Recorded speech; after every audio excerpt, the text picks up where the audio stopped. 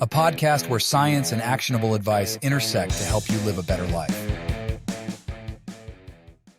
The science behind minimalist shoes, a deep dive into the rehabilitation benefits. The human foot is a masterpiece of engineering and a work of art. Leonardo da Vinci. When it comes to healthy footwear, minimalist shoes have emerged as a distinctive choice, challenging the conventional norms that have shaped the design of shoes for decades. Often referred to as barefoot shoes or zero-drop shoes, these alternatives discard the elevated heel and narrow toe boxes commonly found in traditional footwear. Instead, minimalist shoes aim to mimic the sensation of walking barefoot, emphasizing a more natural connection between the foot and the ground. This paradigm shift in design, accompanied by a wider toe box for natural splaying, has garnered attention for its potential rehabilitative benefits and its alignment with the principles of natural movement.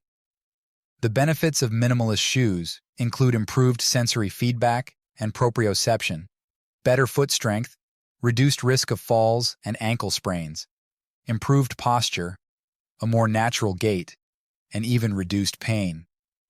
I've long been an advocate of minimalist shoes for myself, my patients, and now my kids. My advocacy stems from both personal experience and a commitment to a more holistic approach to health. This guide will delve into the scientific underpinnings of the rehabilitative advantages of minimalist footwear, offering practical insights into transitioning seamlessly. Additionally, I'll share a curated selection of my preferred barefoot shoes tailored for diverse occasions, ranging from everyday wear to formal events and even to sandals. Join me in exploring not just a change in footwear, but a comprehensive shift in our understanding of how we interact with the ground beneath us. Let's start with the rehabilitative benefits of minimalist shoes. 1. Improved foot strength. The power of minimalist shoes is in their ability to actively engage the intricate network of intrinsic muscles within each foot, such as the abductor hallucis, flexor hallucis brevis, and lumbricals, along with over 100 ligaments and tendons. This comprehensive system plays a pivotal role in providing stability, flexibility, and nuanced support for better foot strength. Conversely, conventional shoes, with their substantial cushioning, hinder the engagement of intrinsic muscles, akin to the atrophy that occurs when wearing a cast for an extended period, potentially compromising natural movement patterns and strength. One study involved a 6-month intervention with those wearing standard cushioned shoes, transitioning to predominantly minimal footwear use. A control group continued to wear conventional footwear. The intervention group that wore minimalist footwear showed a substantial 57.4% increase in foot strength, measured by maximum isometric plantar flexion strength at the metatarsophalangeal toe joints. The experienced group, with an average of 2.5 years of minimal footwear use, exhibited similar foot strength, suggesting that 6 months of regular minimal footwear use is sufficient to gain full strength. Beyond improved foot strength, there are other advantages that the researchers highlight in their study. Important health benefits can potentially be gained by increasing foot strength, which is likely to reduce the chance of developing foot deformities associated with weak intrinsic foot muscles, such as hallux valgus, claw toe, and hammer toe. 2. Enhanced sensory proprioception. Minimalist footwear is crucial for enhancing proprioception by stimulating specialized sensors within the feet, such as mechanoreceptors, e.g., Meissner's corpuscles, and proprioceptors. These sensory receptors detect mechanical stimuli, like pressure and joint position, which allows us to use this sensory feedback loop to make incredibly quick and often involuntary decisions to stay upright and move better. In the context of balance, which relies on 3 main sensory inputs, vision, the vestibular system, and proprioception, minimalist footwear fosters a heightened physical connection with the environment. This improved sensory feedback mechanism enables us to effortlessly maintain equilibrium, adapt to various terrains, and preemptively avoid potential hazards. A lack of sensory proprioception is often a symptom of conditions such as a stroke, brain injury, peripheral neuropathy, and diabetes. Conversely, having a high level of proprioception is linked to better balance, fewer falls, and a reduced risk of ankle sprains. Taking it to the next level, when European basketball players engaged in a proprioceptive training program, they saw an 81% reduction in ankle sprains and a noteworthy 75.5% decrease in missed games and practices, according to a 6-year study. Furthermore, the authors write, besides injury reduction, the athletes reported a perception of improvements in stability, technical skills, and movement control. While wearing minimalist footwear is not the same as a specific proprioceptive training program, these results highlight the potential benefits of enhancing proprioception through a more direct connection with the ground, contributing to improved stability and reduced injury risks. 3. Better stability and less risk of falls.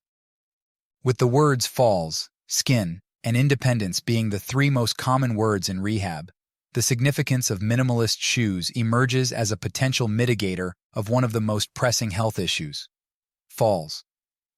The impact of falls is particularly pronounced among older adults, where an astounding 15 to 30% die within a year of sustaining a fracture, often resulting from falls. Falls pose risks across age groups, however, ranking as the second leading cause of unintentional injury deaths for those under 45 and the primary cause of traumatic brain injuries in children under 15. Recent research underscores the role of footwear in stability and fall prevention. A study on sole thickness reveals that conventional shoes, especially those with thicker soles, increase peroneus longus, outer ankle, muscle contraction, acting as a protective mechanism during sudden foot inversion, but potentially elevating the risk of ankle ligament injuries. Another study comparing barefoot walking to minimalist shoes demonstrates that minimalist shoes contribute to improved stability by reducing variability in stride time and foot placement, benefiting both younger and older adults. Finally, a study, minimal shoes improve stability and mobility in persons with a history of falls, aimed to assess the impact of footwear on stability and mobility in older adults with a history of falls. Comparing conventional shoes, minimal shoes, and barefoot conditions, the findings revealed that minimal shoes provided greater stability during standing and walking, irrespective of visual input or walking condition. Additionally, minimal shoes showed enhanced benefits for mobility compared to both conventional shoes and barefoot conditions. 4. Better posture, gait, and less pain. Zero-drop shoes play a pivotal role in maintaining whole-body alignment by keeping the center of gravity over the heels instead of shifting the center of gravity forward, like conventional shoes do, necessitating compensations throughout the body to maintain balance. The number of millimeters the heel is from the ground induces knee flexion, pelvic tilt, and subsequent chain reactions, which can lead to a cascade of negative effects, including a loss of range of motion, a disruption to your natural posture and alignment, muscle imbalances, and increased pain. As discussed above, the increased proprioceptive input of minimalist footwear also allows individuals to feel the ground better, which provides crucial sensory feedback for subconscious and constantly occurring dynamic postural changes. Additionally, the wider foot-shaped toe box in minimalist shoes allows your toes to have a natural splayed position instead of the narrow and pointed position common in most shoes.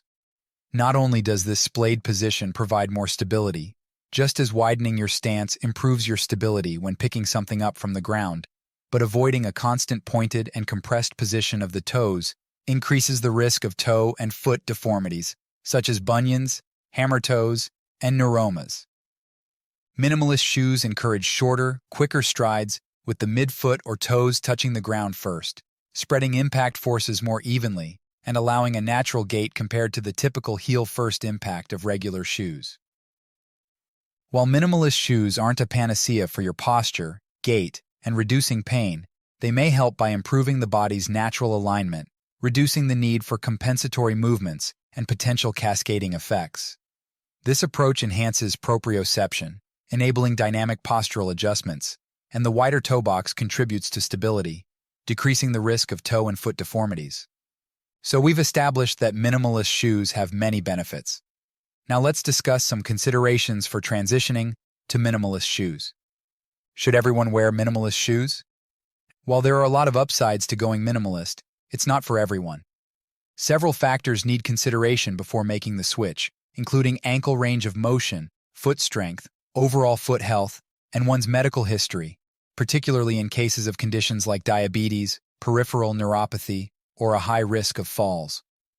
For individuals with existing foot issues or a history of injuries, seeking guidance from a knowledgeable physical therapist, podiatrist, or other healthcare professional is highly advisable. Is a zero-drop shoe best? The drop is the height difference between the heel and the forefoot. Minimal is considered 0 to 4 millimeters.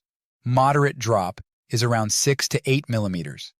Anything above that is maximalist, while shoes with a drop over an inch are considered a high heel. Best is relative and will depend on a variety of factors. If you've been wearing shoes with a high drop your whole life, you may not have the range to effectively wear zero drops, and opting for a more moderate shoe might be more suitable. When it comes to performance, such as running, some drop seems to be effective as the world's fastest marathoners tend to have some drop in their shoes. If you're transitioning from conventional shoes to minimalist, I'd recommend a step-down shoe with some drop in it. A good rule of thumb is to choose a shoe that when your heel hits the ground, it should feel natural. How to transition to minimalist shoes. Upon the publication of Born to Run in 2009, the influential book that propelled minimalist footwear to the forefront, it sparked widespread enthusiasm and a surge in minimalist shoe adoption. Soon thereafter, this trend was accompanied by a notable uptick in injuries, causing some to transition from fervent believers to skeptics. The primary concern was going from 0 to 100. Here are some ways to facilitate a smoother and safer transition to minimalist footwear. Go slow. Begin by spending more time barefoot at home, allowing your feet to adjust and strengthen naturally. Once you buy a pair of minimalist shoes, gradually increase your wearing tolerance, putting them on for short periods during the day and working up to a full day over weeks to months. Do foot exercises. There are 29 muscles linked to the human foot, and many of them are atrophied due to long periods of wearing cushioned shoes. Do these 3 exercises twice a day, 4 to 5 days a week, to help strengthen your feet. 1. Toe curls with towel or marble. Sit. Place a towel on the floor. Use your toes to grab and curl it toward you. Repeat for 10 to 15 reps. 2. Ankle alphabet. Sit or lie down, draw the alphabet in the air with your big toe, and perform for each foot in controlled movements. 3. Toe raise, splay, curl. Stand barefoot, lift toes off the ground, splay them out, and curl back toward heels. Repeat for 10 to 12 reps. Drop the excess weight. With each step, your feet endure 3 to 6 times your body weight, a force that escalates to 7 to 4 times during running. That means that having even an additional 10 pounds of weight on your frame can be an additional 60 pounds per step when walking. Shed the excess weight to alleviate the pressure on your feet during this transition to minimalist footwear. Consider some drop. While minimalist shoes are generally considered to be 0 millimeters in the heel, using a shoe with some heel height, it could provide similar benefits, particularly if you have been a lifelong conventional shoe wearer. Incorporate foot mobility work. Strengthening is important, but flexibility and mobility are equally as crucial. Here are some ideas to do this. 1. Roll the bottom of your feet on a ball such as a golf ball.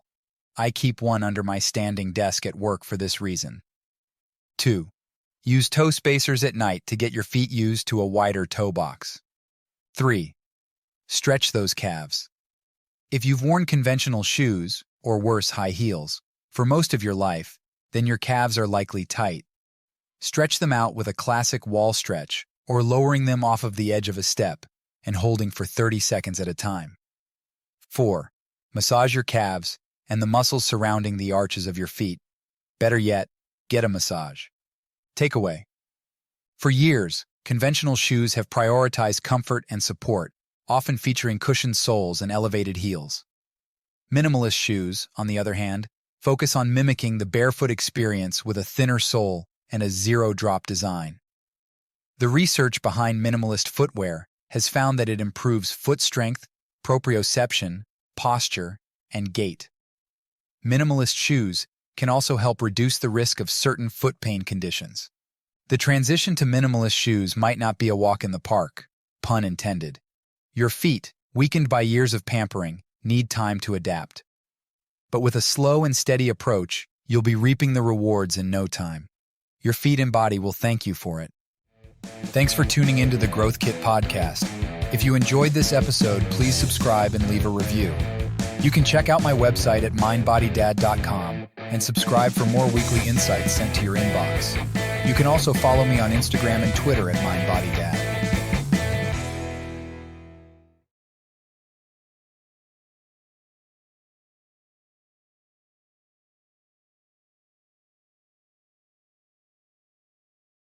Many of the links I share are affiliate links, which means I earn a small commission if you purchase through them. This doesn't affect the price you pay, but it helps support the podcast. In some cases, I may even be able to provide unique discounts for you. I only recommend products and resources that I genuinely believe in and use myself. My top priority is to provide practical ways to help you live better, and I wouldn't link to anything that doesn't align with that goal. Thanks for your support.